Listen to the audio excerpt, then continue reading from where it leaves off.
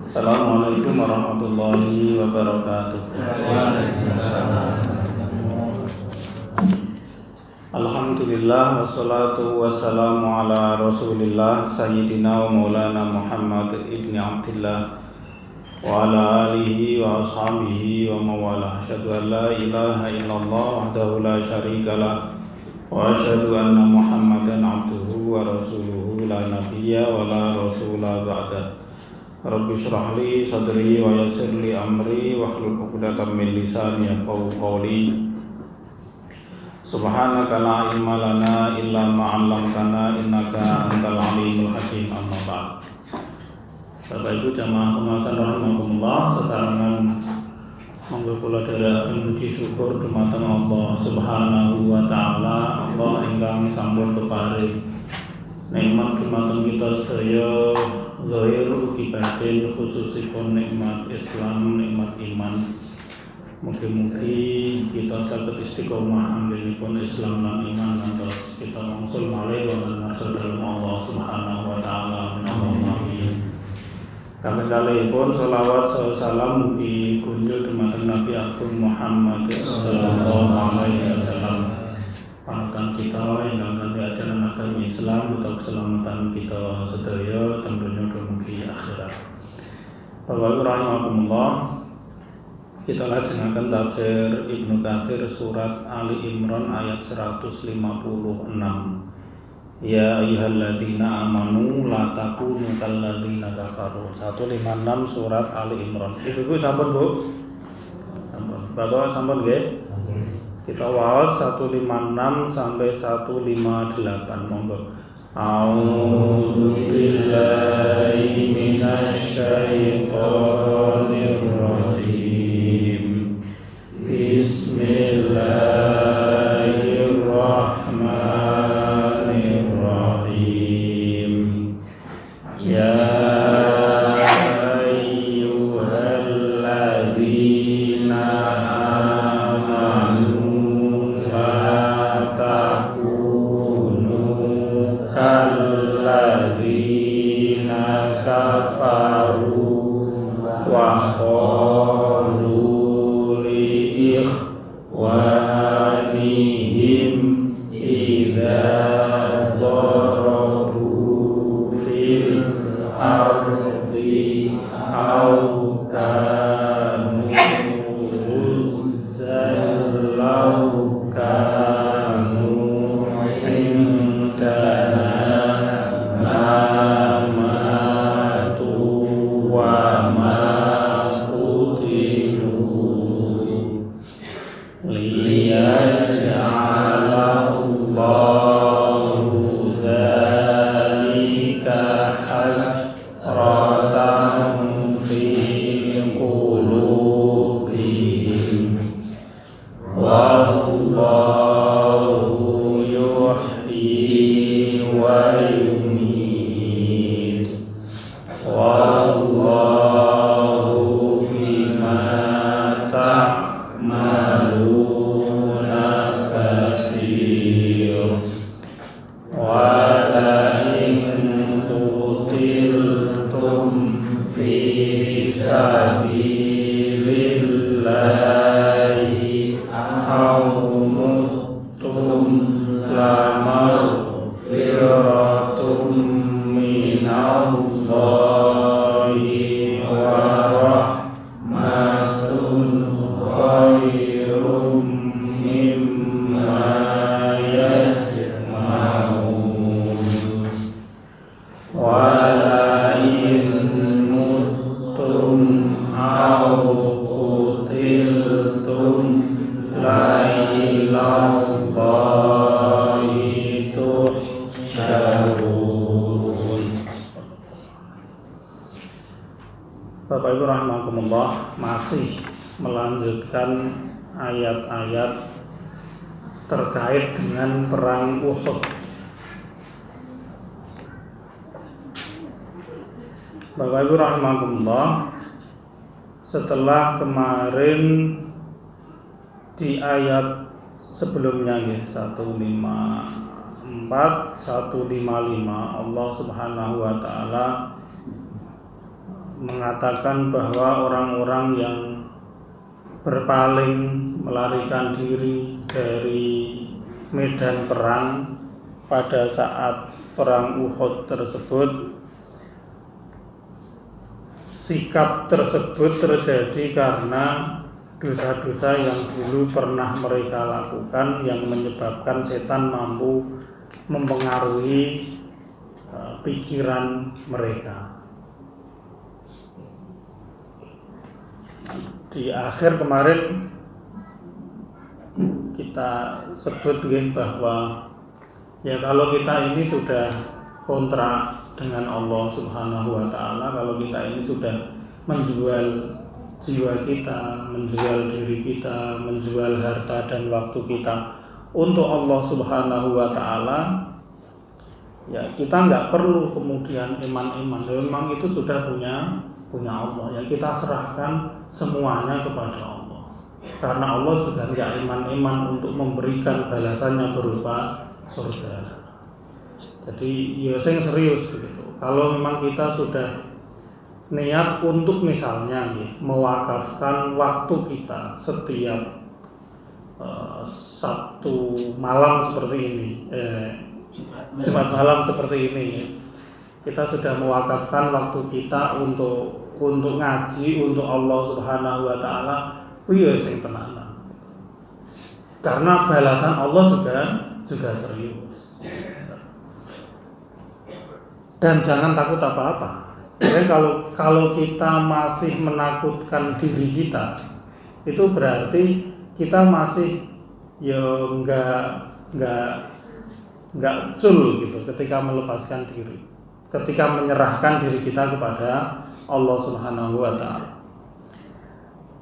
Nah, maka di ayat 156 ya Allah itu mengingatkan kita orang yang beriman.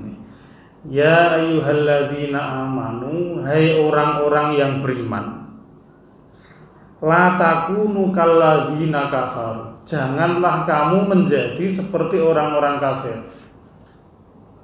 Jadi harus beda mentalnya, spiritnya, motivasinya, orientasinya, itu harus beda antara orang yang beriman dengan orang kafir. Nah, di sini Allah melarang orang yang beriman, melarang dari menyerupai orang kafir terkait keyakinan orang kafir yang rusak, yang tidak benar. Rusaknya keyakinan mereka itu ditunjukkan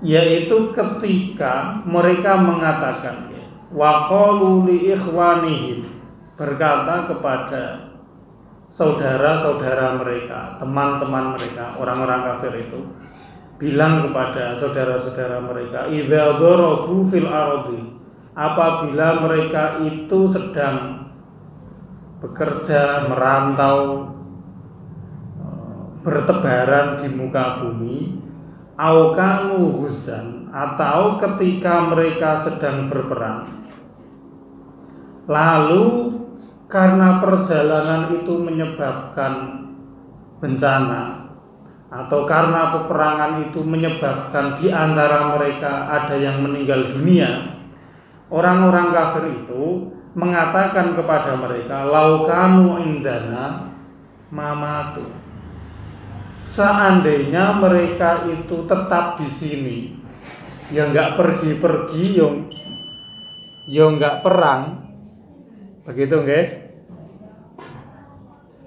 Maka mereka ini tidak akan mati. Wa ma qutilu, dan mereka juga tidak akan terbunuh.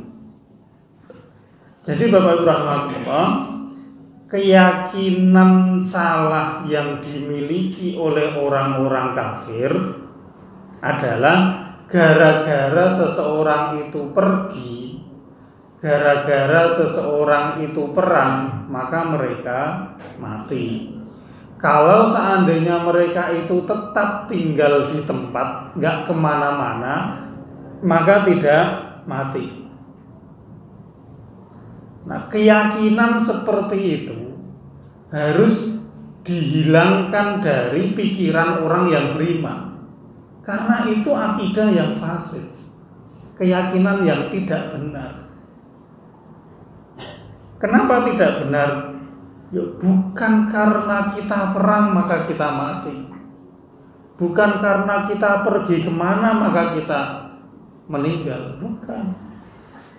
Keyakinan orang yang beriman itu dimanapun kita berada, kalau ajal musammanya itu sudah datang, mau tidur, mau nyoto, mau sepedaan, mau apapun begitu ya, kalau sudah saatnya itu yang nggak bisa ditunda dan nggak bisa dipercepat.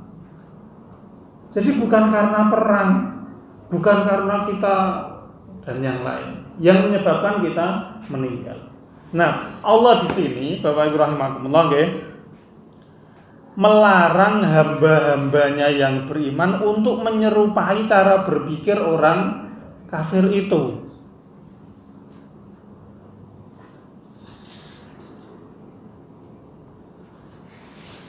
Tidak boleh kita menyerupai kayak gitu, sehingga kalau konteksnya di perang Uhud, ngaten nggih. Lah wong dadak mlayu iki ngopo? Ketika perang. Wong ya perang itu tidak akan mempercepat ajalmu. Dan lari dari medan perang itu juga tidak akan memperlambat ajalmu. Itu di satu sisi kita harus punya keyakinan kayak gitu. Di sisi yang lain, ya kalau memang kita ini, itu tadi di awalnya, kalau memang kita ini sudah menjual diri kita untuk Allah Subhanahu wa Ta'ala, ya bayar itu, serahkan itu kepada Allah. Nah, yang menyebabkan kita bimbang untuk berjihad di jalan Allah, itu gara-gara awak dhewe masih mempertimbangkan keuntungan diri kita di dunia ini. Wah, aku misalnya kalau konteksnya perang ya aku perang, aku terluka atau apa, nanti sakit, nanti aku begini. Ini kan karena memikirkan dirinya. Tapi kalau motivasinya adalah karena Allah memerintahkan perang, maka aku perang dalam kondisi apapun. Mau aku terluka atau tidak, itu tidak penting. Karena yang penting adalah perintah Allah. Nah, harusnya orang yang beriman levelnya kayak gitu. Kalau kita masih memikirkan kepentingan pribadi atau diri kita sendiri, ya awak dhewe belum dianggap beriman karena tidak memprioritaskan Allah Subhanahu wa Ta'ala. Atau iman kita masih ala harfin itu, ya masih di pinggir banget sebagai orang yang disebut oportunis. Kalau memang iman kita ini mendatangkan manfaat, ya kita lanjutkan keimanan kita. Kalau tidak mendatangkan manfaat, ya kita berhenti dari keimanan untuk mendapatkan manfaat tersebut. Nah, berarti kan orang seperti itu bukan iman yang sesungguhnya. Neng imane ya tergantung. Nah untung ya, nah ora ya ora. Berarti kan bukan keimanan itu. Yang menjadi prioritas utama orang itu adalah kepentingan diri sendiri. Lah nggak boleh kayak gitu orang yang beriman itu.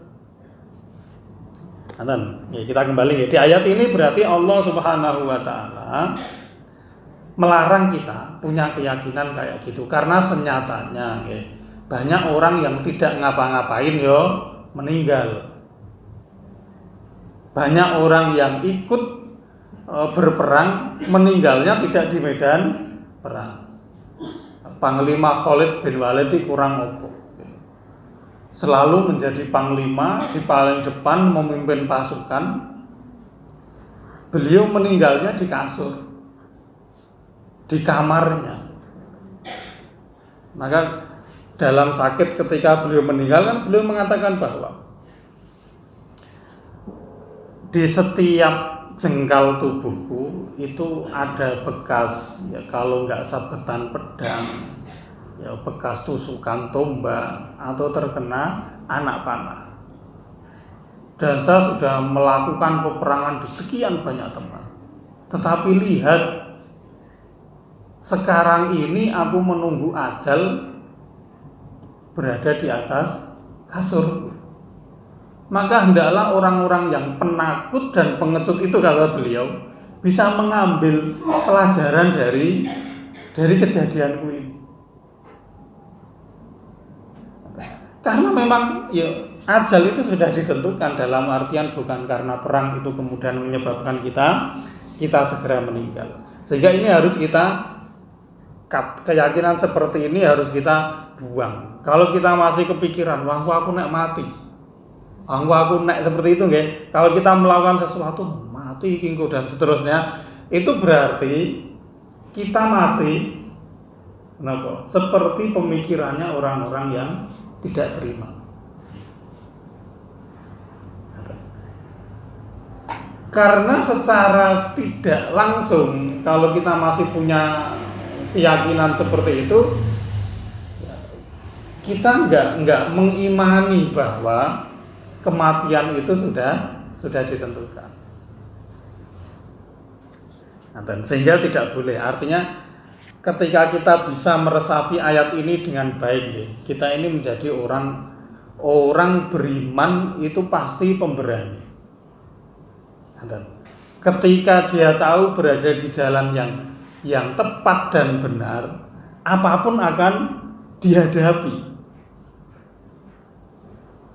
Gitu, karena yang dia prioritaskan adalah membela agamanya Allah. Sementara mati atau tidak mati itu bukan gara-gara kita membela atau tidak membela, sebab waktunya sudah ditentukan. Sehingga ya santai baik gitu.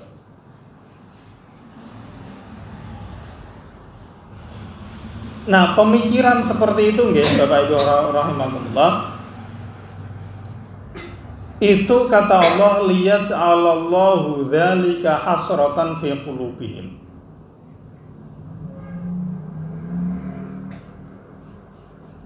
Keyakinan seperti itu menyebabkan rasa atau menambahi rasa sedih, rasa nelongso yang dirasakan oleh orang-orang kafir ketika ada di antara mereka yang mati atau terbunuh. Jadi ketika kita punya perasaan, wah sakjane orang ngono yo, maka enggak bakal seperti ini. Sakjane orang ini yo, maka enggak bakal seperti ngono, ngoten nggih? Itu menyebabkan kita semakin sedih, kita semakin nelongso. Itu yang dirasakan oleh orang yang tidak beriman, karena tidak mengimani takdirnya Allah Subhanahu wa taala, sehingga dia bermain dengan perasaannya sendiri. Sakjane mau nek ora lunga, maka ora bakal ana kedadian misale jatuh atau tabrakan atau apalah gitu. Wah sakjane, terus sakjane yen ora ngene maka enggak bakal ngene. Itu akan menambahi sedih. Nah, kesedihan orang yang kafir atas kematian atau terbunuhnya teman-teman mereka menjadi berlipat gara-gara kayak gini. Sakjane. Maka kan yang dituntunkan oleh agama kita, ketika kita mengalami sesuatu, kita nggak boleh mengatakan lau, kita nggak boleh mengatakan danio, sakjane, seandainya, andai kata. Itu nggak boleh. Karena fa'inna lau min amali syaiton. Sesungguhnya kita mengandai-andai kayak gitu, pengandaian kita itu membuka pintu setan untuk masuk ke dalam pemikiran kita, mempengaruhi pemikiran kita sehingga kita punya pikiran-pikiran yang sesat. Lalu apa yang dituntunkan oleh agama kita? Kalau nggak boleh mengatakan wah sakjane, itu nggak boleh ketika kita sudah mengalami suatu kejadian. Yang dituntunkan adalah kita mengatakan ya kuwi wis takdir. Gitu. Kita mengatakan qadarullah masya'a fa'ala. Ya wis takdiri Gusti Allah. Apa yang dikehendaki Allah itulah yang terjadi dan dilakukan. Itu menjadi tenang kita. Karena apapun yang terjadi, gitu ya, apapun yang sudah terjadi itu terjadi pasti atas kehendak Allah Subhanahu wa taala. Ketika yang terjadi itu adalah kehendak Allah, maka kita menerima meskipun menurut kita itu tidak menyenangkan, tidak menguntungkan bagi kita. Tapi ketika kita tahu bahwa niku kersane Gusti Allah, ya sudah. Karena kita dituntut untuk beriman terhadap takdir yang baik maupun tidak baik, ya sudah, kita menerima tau'an au karhan, dengan senang hati atau dengan keterpaksaan. Maka kan di dalam hadis qudsi, meskipun ini kualitasnya diperdebatkan, Allah kan mengatakan malam yardu biqadai, siapa yang tidak ridho, tidak puas, tidak senang dengan keputusanku, fatlub robban siwaya, golek pangeran, golek sesembahan saliyane aku. Lah terus apa? Enggak ada. Kalau kamu enggak puas dengan keputusanku, cari Tuhan yang memuaskanmu. Di dalam redaksi yang lain ada tambahan nih. Neng yo aja urip nang donyaku. Lah terus awake dhewe urip nang ndi?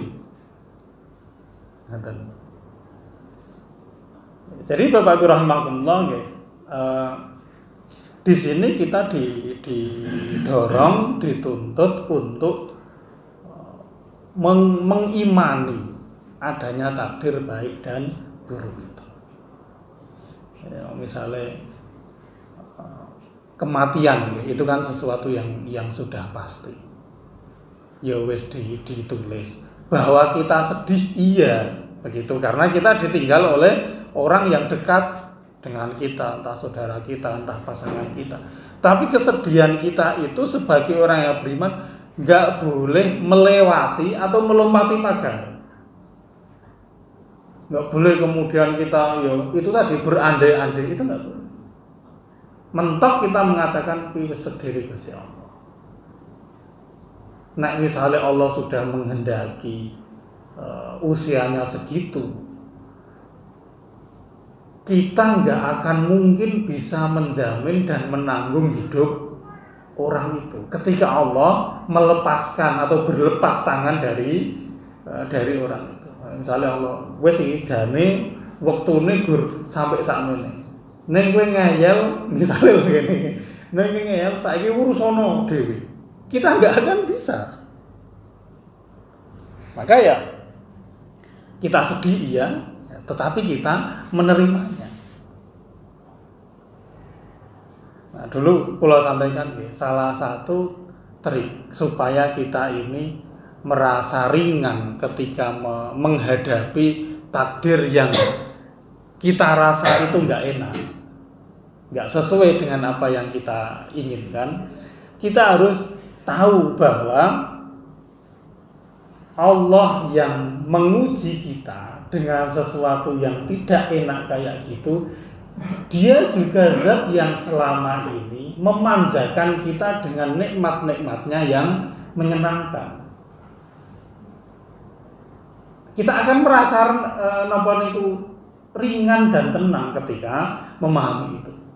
Jadi yang menguji kita itu Allah, zat yang selama ini nyatanya berbuat baik kepada kita dari kita mulai lahir di rumah karo Gusti Allah. Sebagaimana kita dibiasakan atau dimanja oleh Allah dengan nikmat-nikmatnya yang sesuai dengan keinginan kita, kenapa kita nggak bisa bersabar dengan sesuatu yang tidak kita inginkan tapi dikehendaki oleh Allah? Ngopo kok awak dhewe ora sabar? Padahal selama ini kita senang-senang saja ketika menghadapi sesuatu yang mengenakan dari Allah. Mbok yo sabar. Artinya wong ya awak dhewe iki ya belum menikmati, sing seneng. Kenapa kita enggak mau sabar terhadap sesuatu yang tidak kita anggap tidak menyenangkan.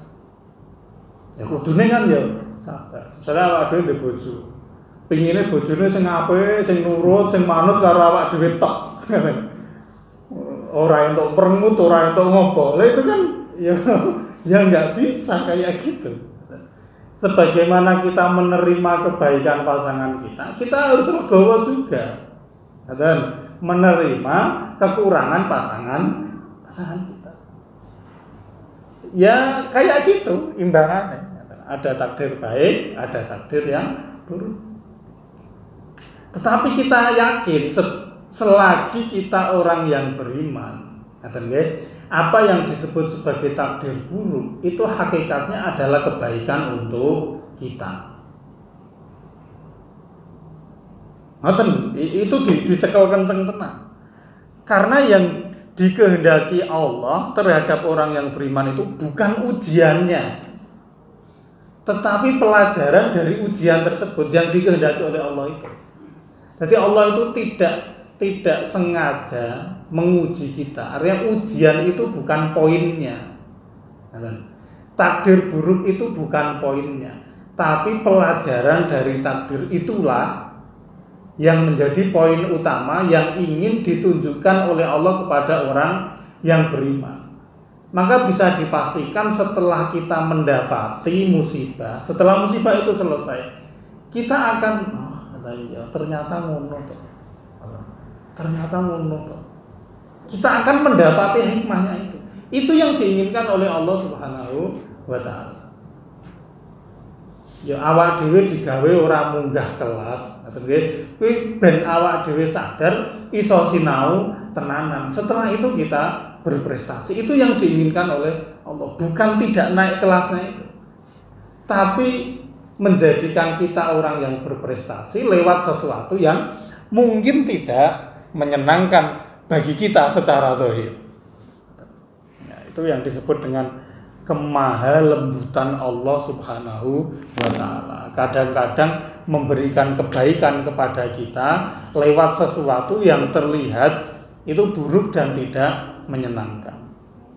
Kutiba alaikumul qitalu wa huwa kurhul lakum wa asa an takrahu syai'an wa huwa khairul lakum. Bahwa diwajibkan atas kalian perang, sementara perang itu sesuatu yang tidak kalian sukai. Tapi bisa jadi sesuatu yang tidak kalian sukai itu baik bagi kalian. Ya, itu yang harus kita pegang kuat-kuat gitu, Bapak Ibu rahimahumullah. Jadi perang atau bepergian itu tidak mendekatkan atau menjauhkan ajal kita, karena ajal itu sudah ditentukan dari awal. Bahwa dhewe wis aku nang kene wae ben ora mati walau kuntum fi burujim musayyadah. Meskipun kamu berada pada benteng yang sangat kuat. Aina mataku yudrikumul maut. Dimanapun kamu berada, kematian itu akan mendatangi kita. Walau kuntum fi burujim musayyadah. Ya, meskipun kita berada di benteng yang kuat dengan pengawasan sekian banyak ajudan, nek wayahe mati, yo mati. Jadi bukan karena perang, bukan karena kemana-mana. Itu keyakinan kita. Supaya apa? Supaya awak dhewe iki tenang ketika melakukan apapun dan mantep. Karena kadang-kadang ada orang, wah aku wedi nek lewat jalan raya mulai tabrakan dan seterusnya gitu kayak engko mati misalnya, lho matimu kuwi wis ditentukan. Jangan gara-gara takut kayak gitu. Enggak boleh kita memiliki rasa was-was kayak gitu. Rasa takut kayak gitu. Itu cara berpikir orang yang tidak beriman. Bagi kita orang yang beriman, ini wallahu yuhyi wa yumit, yang menghidupkan dan yang mematikan itu Allah Subhanahu wa taala, bukan perang kita, bukan usaha kita, bukan macam-macam, tapi Allah Subhanahu wa taala. Mungkin kita bisa mengatakan jalarane, gerah saantawis wekdal misalnya atau apalah ngoten nggih. Itu jalaran, yang namanya jalaran atau asbab itu menjadi efektif kalau dikehendaki oleh Allah Subhanahu wa ta'ala. Kalau tidak dikehendaki, ya enggak.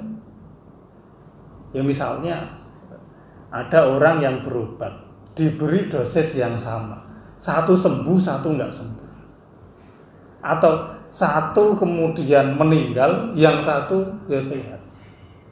Kan banyak kejadian kayak gitu. Podo-podo asbabe podo operasi ini ngeten nggih, dengan napa niku ya perlakuan yang sama, tindakan yang sama. Yang satu sukses, yang satu enggak. Karena asbab itu tergantung dari kehendak Allah Subhanahu wa ta'ala, tergantung penciptanya. Maka ada kejadian misalnya ketika Allah memerintahkan ya narukuni bardan wa salaman ala Ibrahim, wahai api jadilah kamu dingin dan menyegarkan untuk Ibrahim.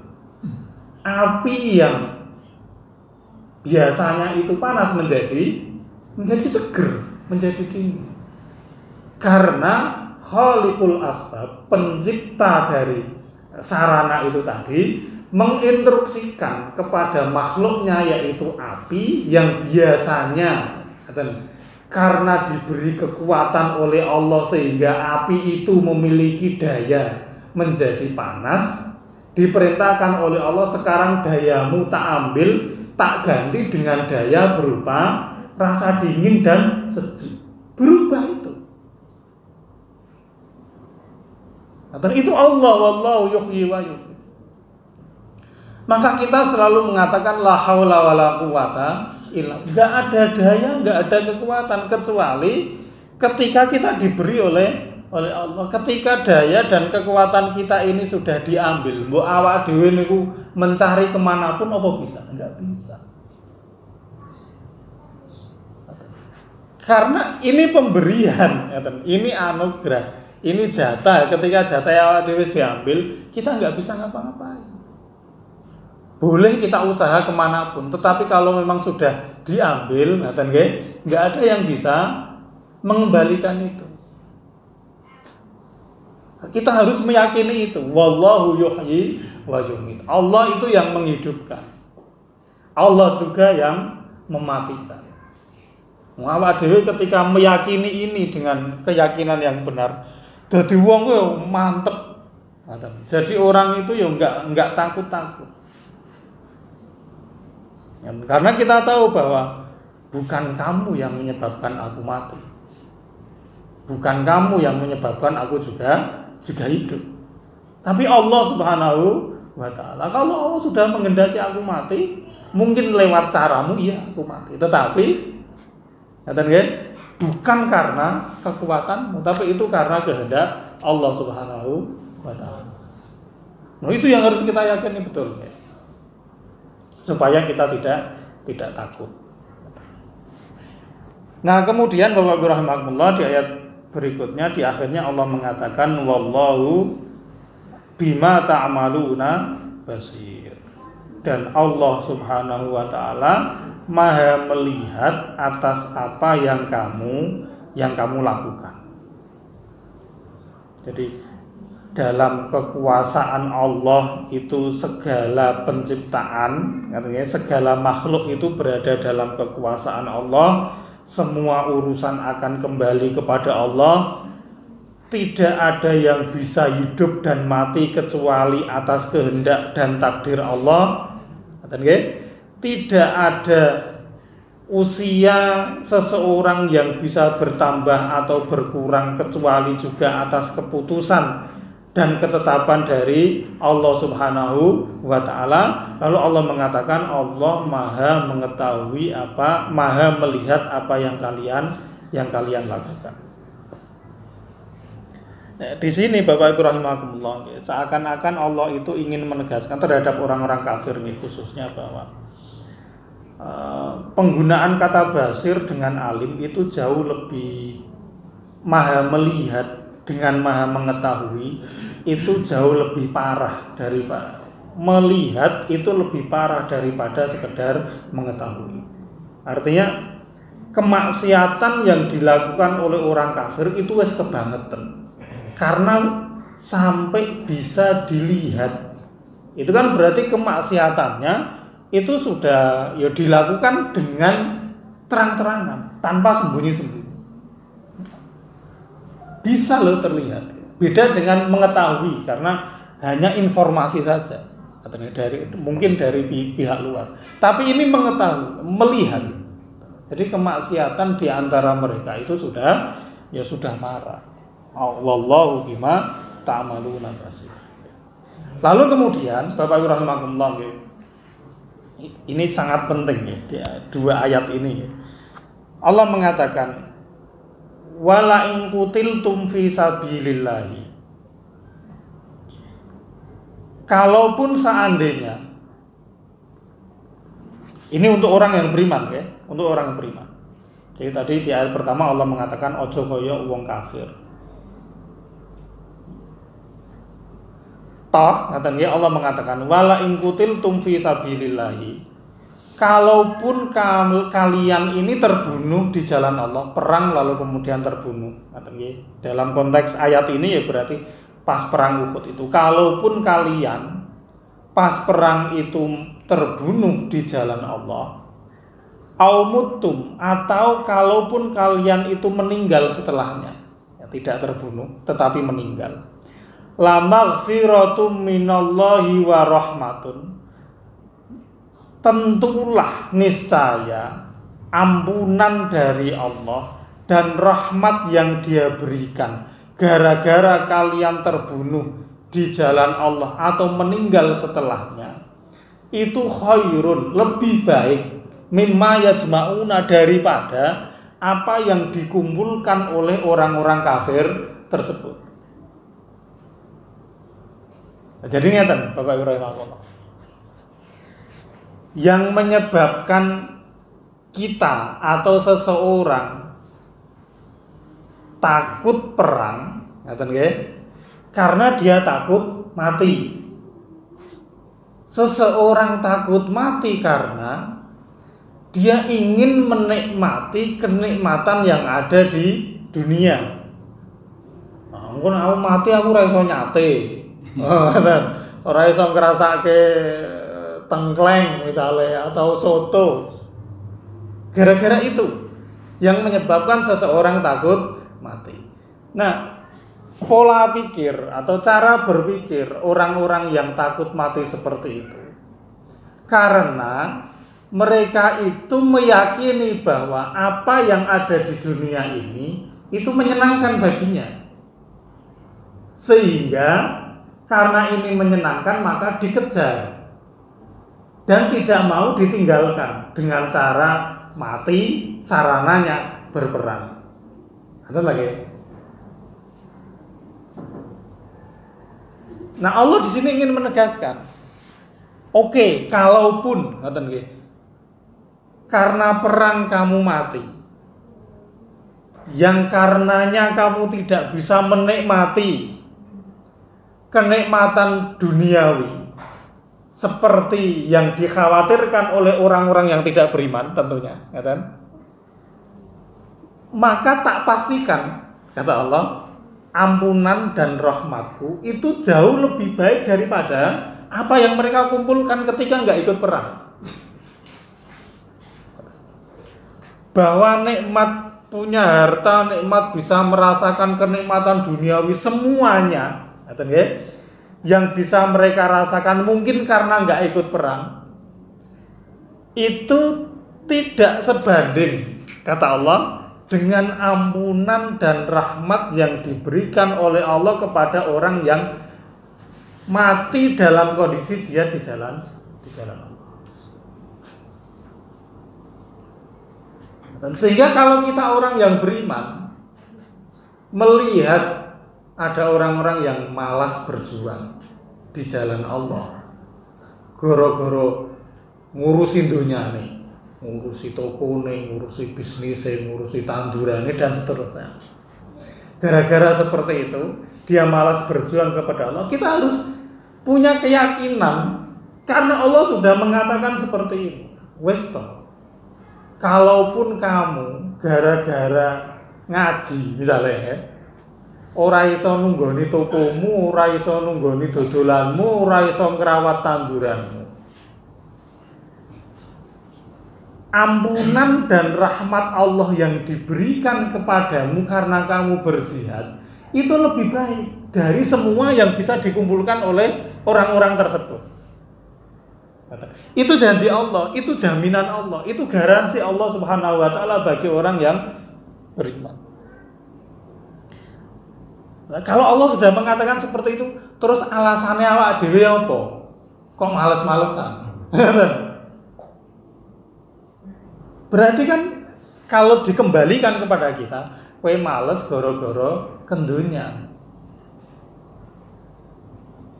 Kamu malas berangkat jihad, berangkat berjuang di jalan Allah karena kamu lebih meyakini bahwa nikmat dunia itu lebih menyenangkan.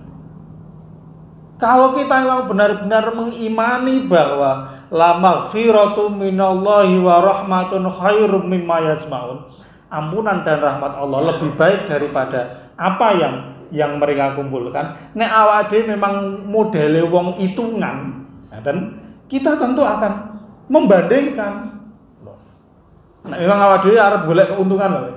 Untungnya aku nopo niku enggak ikut perang dengan untungnya aku ikut perang berdasarkan apa yang disampaikan oleh Allah, itu lebih banyak ketika aku ikut perang.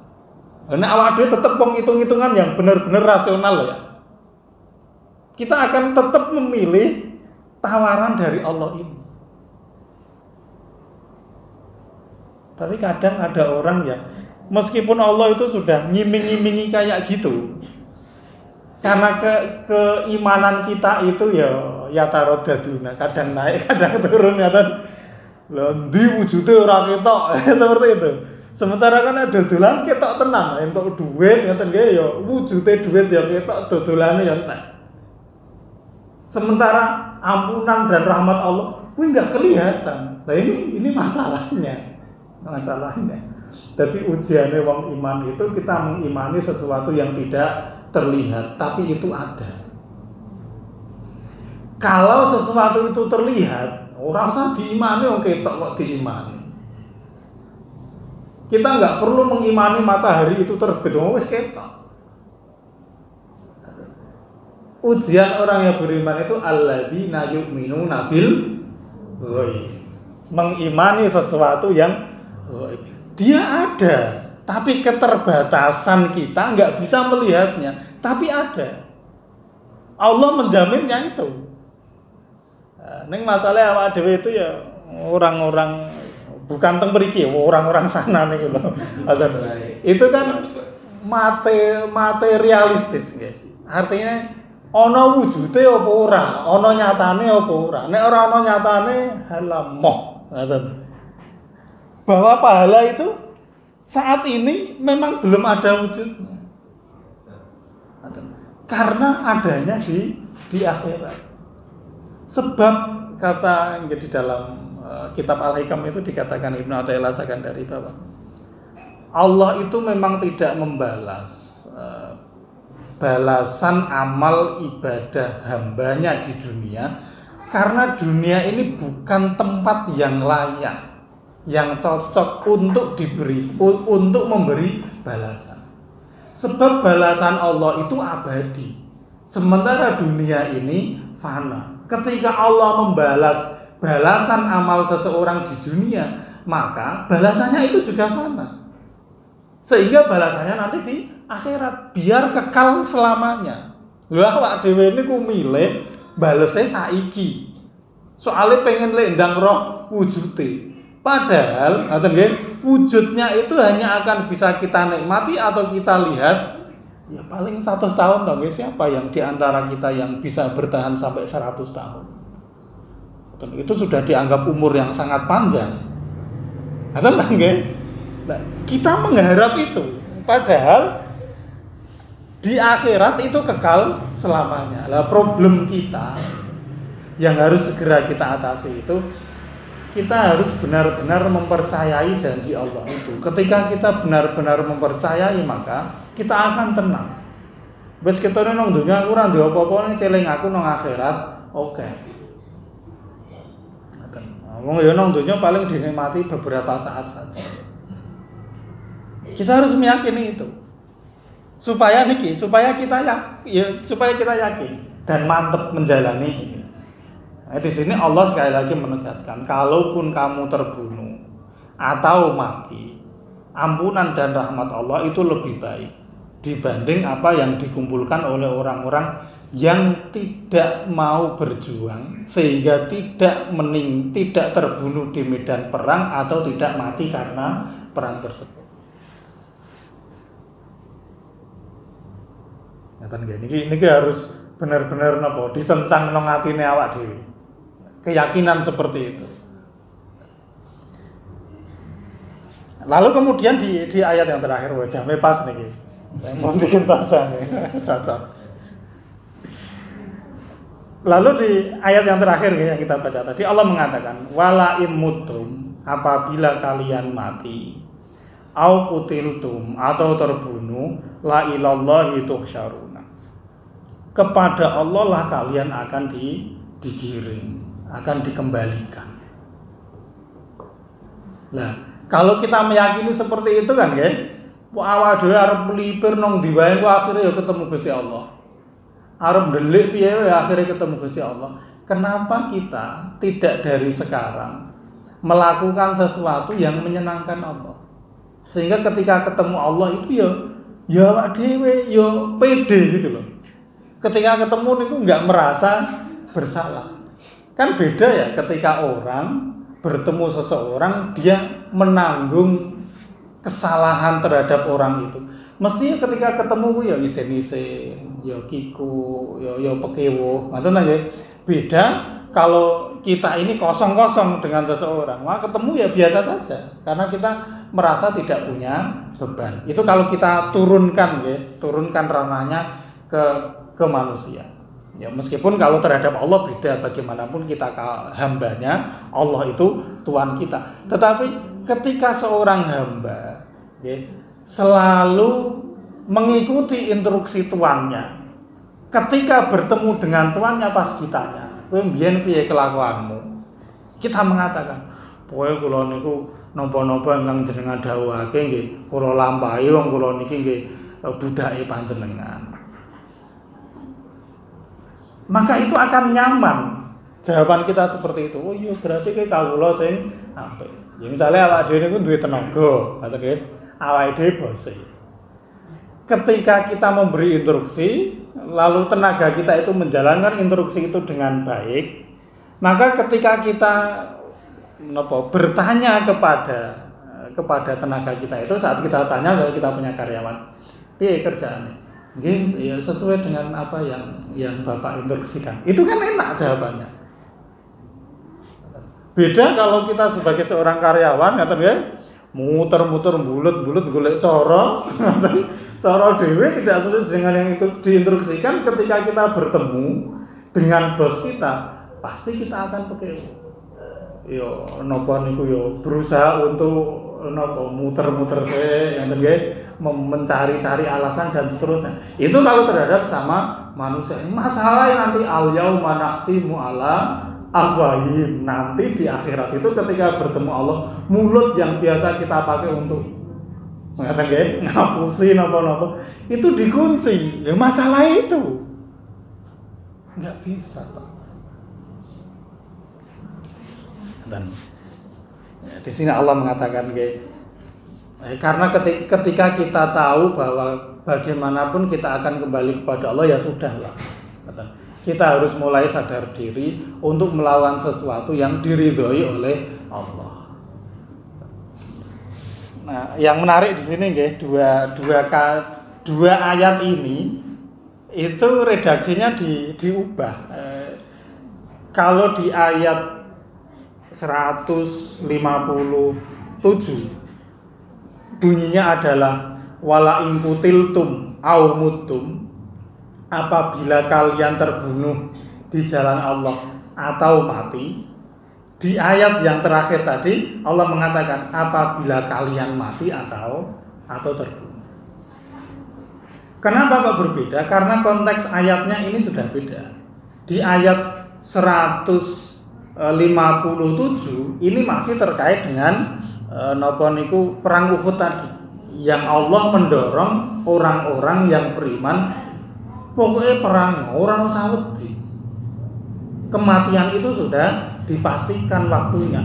Kalaupun, karena ini konteksnya perang, kalaupun kalian terbunuh, sebab perang itu potensi terbesarnya adalah terbunuh, maka yang diutamakan di ayat 157 Allah mengatakan kalau kalian terbunuh di jalan Allah atau mati, maka ampunan dan rahmat Allah lebih baik. Tetapi dalam kondisi normal di ayat 158 ini kondisi normal. Kalau kalian mati, karena normalnya orang itu yang kebanyakan matinya itu ya karena memang ya mati, bukan karena terbunuh. Al-Qutiltum baru kemudian atau terbunuh, karena kasus pembunuhan itu lebih jarang dibanding kasus orang mati khatfa'an fihi, mati ya karena meninggal.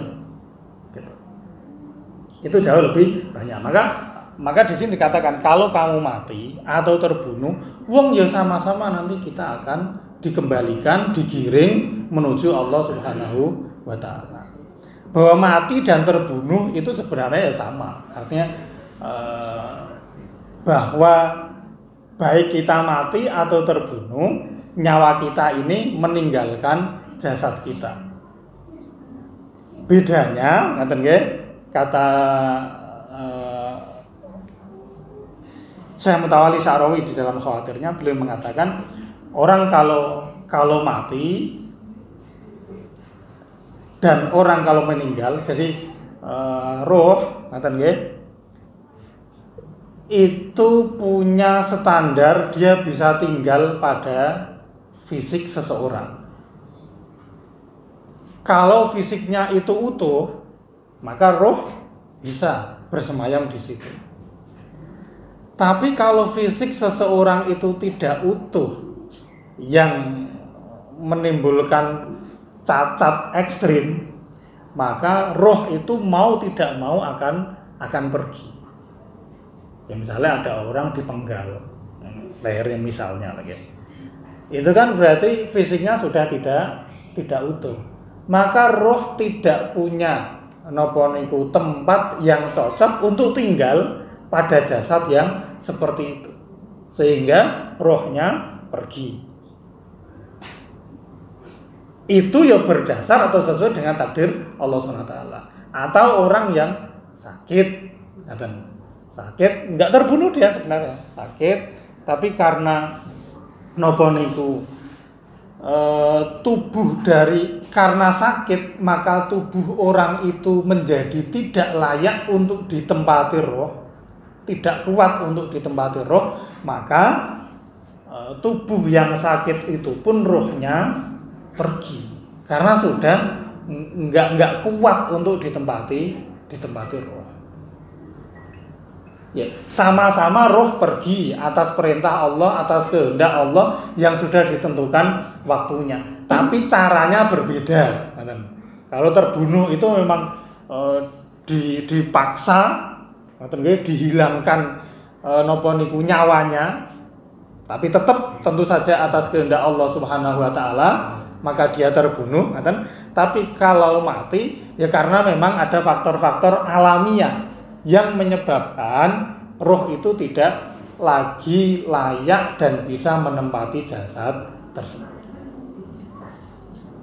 Maka segala usaha medis ya nggak bisa, karena sudah roh itu sudah dinyatakan tidak layak untuk jasad itu dinyatakan tidak layak untuk ditempati roh, atau tidak lagi mampu dan kuat untuk ditempati roh. Maka kemudian rohnya akan pergi. Nah, perwujudan atau perwakilan kita nanti ya, itu ya roh itu, Pak. ketika jasad kita sudah nggak ada, yang abadi ini kan ya ruh awak dhewe. Ngoten ya, kalau kita ngaji tentang roh ya macam-macam. Jadi intinya ngoten nggih, kita harus napa niku sebagai orang yang beriman niku punya keyakinan kuat bahwa hidup dan mati kita ini milik Allah. Ngoten mawon. Kita mati atau kita hidup itu ya bukan karena kita minum obat, bukan karena kita berobat, bukan karena enggak. Bahwa itu sarana iya. Tapi semua itu terjadi atas kehendak Allah Subhanahu wa taala. Keyakinan ini harus kita tanamkan kuat di dalam diri kita supaya satu, kita ketika kehilangan seseorang itu tidak seandainya dan seterusnya. Karena kita meyakini kuwi wis takdir. Allah kalau sudah berkehendak ya enggak ada yang bisa menentangnya. Itu yang pertama. Yang kedua, membuat kita yakin dan tenang ketika melakukan apapun. Mantep. Pokoknya apapun wis bismillah. Yang kok nek mati yo kuwi wis takdir. Ngoten mawon. Ketika seperti itu kan kita menjadi tenang. Kita kan selalu berharap wala tamutunna illa wa antum muslimun. Jangan mati kecuali dalam kondisi muslim. Kita nggak bisa mengusahakan mati dalam kondisi muslim, itu nggak bisa. Tapi kita bisa melakukan hal-hal secara istiqomah supaya ketika hal itu kita lakukan terus-menerus kita bisa mati dalam kondisi muslim. Misalnya awak dhewe itu nggak bisa memastikan bahwa aku mati kuwi muslim. Tapi kita bisa mengawal dan mengondisikan aku tak ngaji terus, ngoten nggih. Engko nek pas aku mati dalam kondisi ngaji maka aku matine apik. Ngoten. Itu bisanya kita. Aku tak terus salat, aku tak terus ibadah, tak terus ngamal apik ben yen mati dalam kondisi seperti itu, matiku dalam kondisi baik. Itu yang bisa kita usahakan. Perintah Allah jangan mati dalam kondisi muslim itu maksudnya lakukanlah ibadah-ibadah, amalan-amalan sebagaimana orang muslim sepanjang hayatmu supaya ketika kamu mati dalam kondisi semoga ya apa yang kita usahakan ini, apa yang kita ikhtiari ini ya sebagai salah satu bentuk dari usahane awak dhewe nek mati meninggal itu dalam kondisi yang baik. Insyaallah ngoten mugi-mugi manfaat. Yang ngapunten bakule wonten kelentak-kelentunipun. Assalamualaikum warahmatullahi wabarakatuh.